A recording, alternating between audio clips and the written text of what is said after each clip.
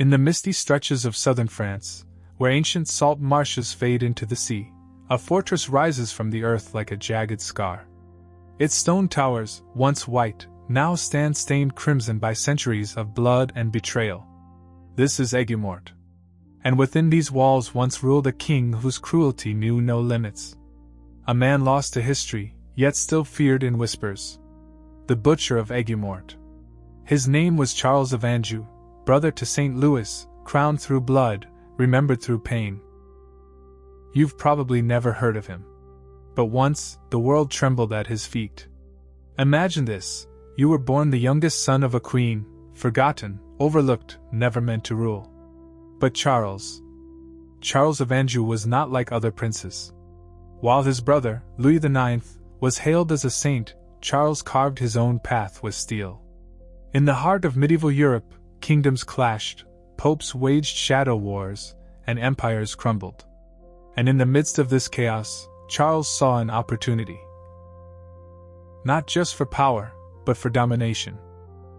In 1266, with the blessing of the Pope, Charles stormed Sicily and seized the crown. But what came next? That's the true horror. Easter Monday, 1282. Palermo, Sicily.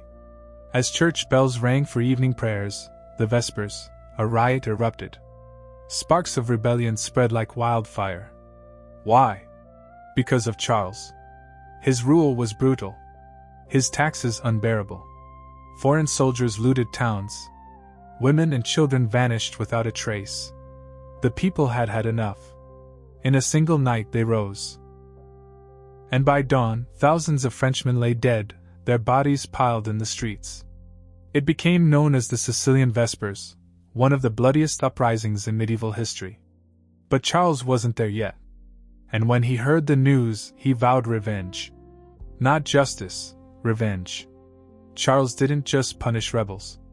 He built machines for it.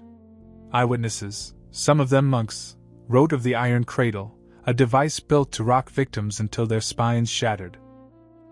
And then there was the salt cage, a metal prison suspended above the marshes of Aigues-Mortes.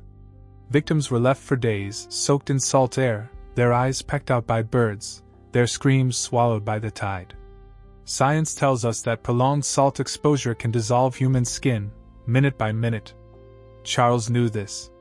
He didn't just kill, he studied pain.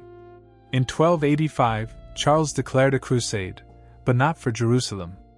No, he wanted revenge on Aragon, whose king had dared to support the Sicilian rebels. Under the banner of God, Charles unleashed hell. Villages burned, fields were salted, entire towns erased from maps. His army left behind blackened earth and nameless graves. Historians now call it the False Crusade. But Charles, he called it justice. But even the cruelest tyrants fall. In 1285, after a failed siege and a sea battle turned to disaster, Charles returned to Aigues-Mortes, old, broken, defeated. There, among his torture chambers, he awaited death.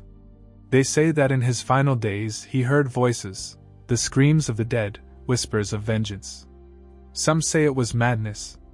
Others, divine punishment.